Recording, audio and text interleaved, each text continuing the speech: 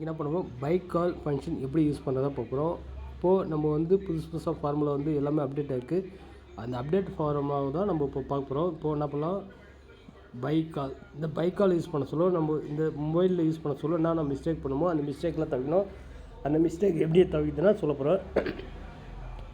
First நான் வந்து bike கால் use பண்ண போகிறேன். அப்போ என்ன பண்ணுவோம், பை கால் நம்ம ஸ்மால் அடிக்கிறோம். இப்போ நம்மளாம் அது ஸ்மாலில் இருக்கிறது வந்து இங்கே இருக்கிற ஃபார்முலாவை கிளிக் பண்ணி வைப்பேன்.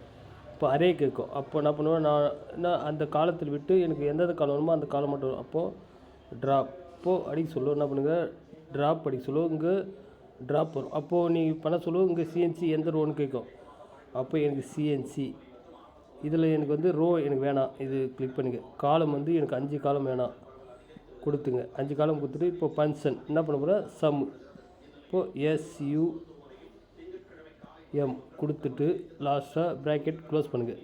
இப்போது க்ளோஸ் பண்ணிங்கன்னா போதும். இப்போது நம்ம ரோ வைஸில் இருக்க டேட்டா எல்லாமே ரோல் ஒவ்வொரு காலத்தில் இருக்க டேட்டா வந்து ஸ்ப்ளிட் பண்ணுது. அதேமாதிரி இது இங்கே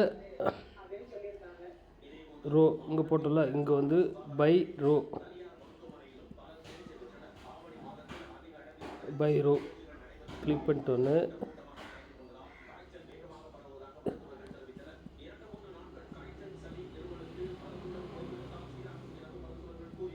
கிளிக் பண்ணி கொடுத்திங்கன்னா இங்கே ரோ வைஸில் டேட்டா வந்து இங்கே ஸ்ப்ளிட் ஆகிடும். இப்போ இதுமாரி நம்ம ஒவ்வொன்றா நம்ம அதுக்கடுத்து யூனிக் ஃபார்முலா வச்சு எப்படி வந்து by row by column use பண்ணதான் பார்க்க போகிறோம் அடுத்த வீடியோவில்.